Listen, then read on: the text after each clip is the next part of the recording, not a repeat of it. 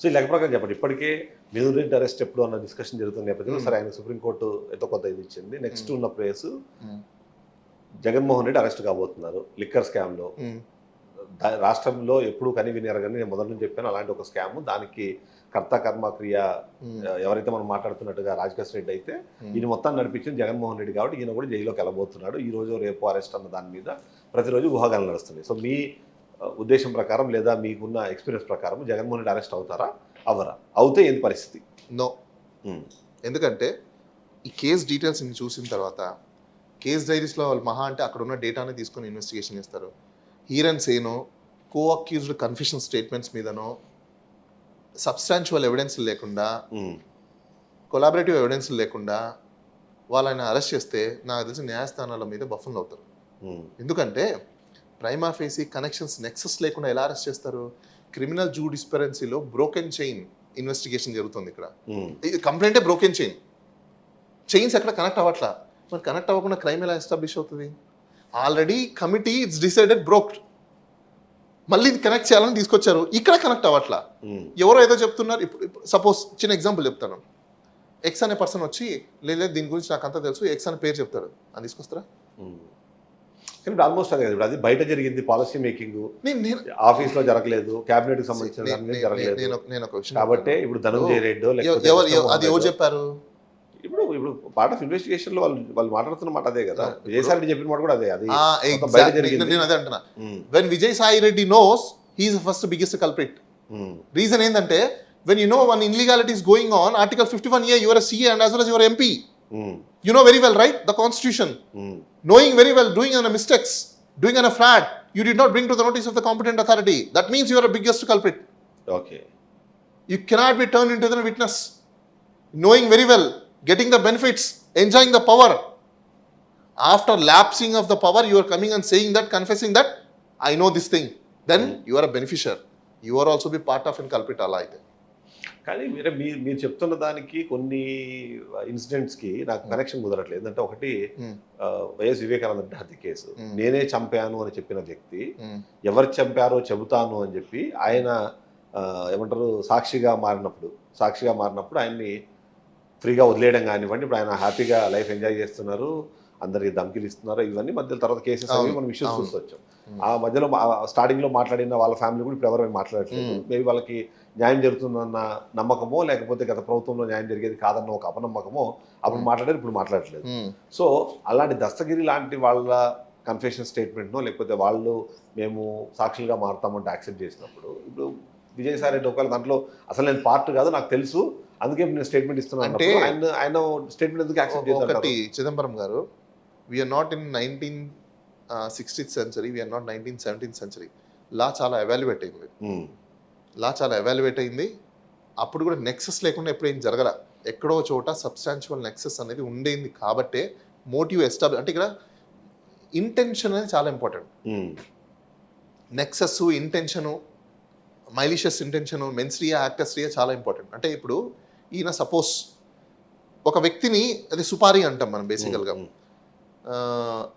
మన రీసెంట్గా చూసాం మనం మిర్యాలగూడ కేసులో ప్రణయ్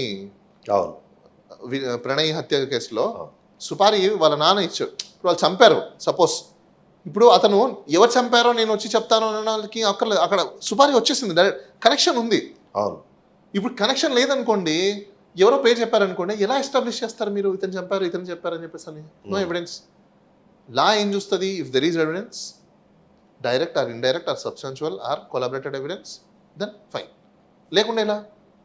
ఇప్పుడు అతను ఏం చెప్తున్నాడు, ఇప్పుడు చంపేసి నాకు పలానా వాళ్ళు చేయమన్నారు, పలానా ఎలా చేయమన్నారు మీకు?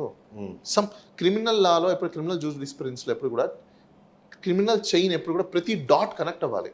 గ్రిడ్ మెథడాలజీ ఆఫ్ ఇన్వెస్టిగేషన్స్ అంటారు దీన్ని బేసికల్గా. నువ్వు సీన్ రీకన్స్ట్రక్షన్ చేసేటప్పుడు, సీన్ని ఇన్వెస్టిగేషన్ చేసేటప్పుడు ప్రతి డాట్స్ని కనెక్ట్ చేసుకుంటూ రావాలి. అతను చెప్పేసాడు బాగుంది, ఇతనికి ఎలా చెప్పాడు? సమ్వేర్ ఒకరి ద్వారానో ఇంకోటి ద్వారానో సమాచారం ఆ నెక్సెస్ అనేది ఉండాలి కదా. ఆ ఎస్టాబ్లిష్మెంట్ ఆఫ్ నెక్సెస్ లేకుండా it's all illusions, cinema stories అవుతాయి. అందుకే కేసెస్ ఎందుకు అక్విటల్ అవుతాయంటే because of reason this is you not establish the nexus, you not establish the prima facie, you not establish the primary evidence, you are not establishing collaborations with them, ఆ connection with them ఏవి లేకుండా ఎలా అవుతుంది? So ఇక్కడ కూడా అదే అనుకుందాం. Suppose Vijayasai Reddy వచ్చి చెప్పాడని అనుకుందాం. అజ్యూమ్ మూమెంట్, రేపు ఇంకో వ్యక్తి వచ్చి ప్రస్తుతం మన సీఎం పేరో లేకపోతే ఇంకో పేరు చెప్తారు, తీసుకెళ్ళి లోపల ఎత్తరా? నెక్సెస్ లేకుండా కంపల్సరీగా నెక్సెస్ అయితే ఎస్టాబ్లిష్ చేసుకో. అలాంటిది ఎక్స్ సీఎం అనే వ్యక్తికి ఒక ప్రోటోకాల్ అనేది ఉంటుంది మాజీ సీఎంకి యూజువల్గా. లోపల వేయాలి అంటే కంపల్సరీ ఒక బేసిక్ నెక్సెస్ అయితే ఉండాలి కదా, లేకుండా వేయగలుగుతారా? Is that possible? I don't think so. Okay. So కాబట్టి ఒకటండి, based on this I don't think so. Maybe అంటే కొంతమందిని ఏమైనా తీసుకెళ్ళి వేసి ఉంటే డిపెండ్స్ అపాన్ ఏమో కానీ, బట్ అంత కానీ ఈడీ ఎంటర్ అయింది ఆల్రెడీ ఇప్పటికే. ఈవెన్ ఈడీ అంటే మొన్ననే సుప్రీంకోర్టు ఈడీకి ముటక్కాయలు వేస్తుంది. ఎందుకంటే మీరు ఇష్టానుసారం మీకు నచ్చినట్టు మ్యాజిస్ట్రేట్ పవర్స్ ఉన్నాయి కదా, సమన్స్ ఇచ్చే పవర్స్ ఉన్నాయి కదా, ఇష్టానుసారం మీరు చేస్తున్నారు, అది కరెక్ట్ కాదని చెప్పేసి ఈడీ ఎంటర్ అవుతుంది. ఈడీ ఎంటర్ ఏం చేయాలి? ఈడీ కూడా ఏం చేయాలి? ఇక్కడ బేసిక్గా ఉన్న క్రైమ్ మీద నుంచి వాళ్ళు స్టార్ట్ చేయాలి. క్యాష్ ట్రాన్సాక్షన్ కావచ్చు, లేకపోతే ఆన్లైన్ ట్రాన్సాక్షన్ కావచ్చు, ఎలా ఫ్లో అయింది, ఇవి బేసిక్ ఎస్టాబ్లిష్మెంట్స్ అవ్వాలి కదా. వాళ్ళు ఏం కోట్ల వర్త్ బంగారు కొన్నారు, కిక్ బ్యాక్స్ రూపంలో బంగారు తీసుకొచ్చుకున్నారు. అది ఇప్పుడు నేను క్వశ్చన్ చెప్తాను. ఇప్పుడు మీరు ఏదో కొన్నారండి సంథింగ్, నేను ఇచ్చానో లేదో ఎవిడెన్స్ లేదు, మీరైతే కొన్నారు, నేను ఇచ్చాను ప్రూఫ్ ఎక్కడ? ఫస్ట్ నెక్సెస్ ఎక్కడ? 1000 కోట్ల బంగారం దొరకాలంటారు ఫస్ట్. 1000 కోట్ల బంగారం ఎక్కడ? ఇప్పుడు మీరు లలిత జ్యువెలరీస్ లో ఎవరెవరో పేరు మీద కొన్న ఇన్వాయిస్ అని తీసుకొచ్చి వీడియో కొన్నాడంటే హౌ కమ్? అప్పుడు వాళ్ళందరినీ పట్టుకురావాలి, వాళ్ళకి ఎవరు డబ్బులు ఇచ్చారు చెప్పాలి, ఎవరి పేరు మీద ఇన్వాయిస్లు అయి చెప్పాలి, పాన్ కార్డులు ఇచ్చి ఉంటారు, ఇన్ని జరిగింటాయి. ఇప్పుడు ఎందుకంటే మనం కూడా వీఆర్ అన్న ఫ్యామిలీ, మనం కూడా గోల్డ్ కొంటుంటాం. గోల్డ్ షాప్కి వెళ్తే 2 lakhs దాటిపోయాయి అంటే వాడు ఏం అడుగుతాడు? పాన్ కార్డ్ అడుగుతాడు. మా అంటే ఎంత అండర్ బిల్లింగ్ చేయగలుగుతారు? లిమిటేషన్, అవునా? అంతకుమించి చేయలేరు కదా. మనం కామన్ సెన్స్ యూస్ చేయాలి. ఈ కామన్ సెన్స్ లేకపోతే, లాజికల్ సెన్స్ లేకపోతే మిరాకిల్స్ జరిగేది లోకంలో లేం. మనం వీఆర్ ఇన్ డిజిటల్ ఎరా.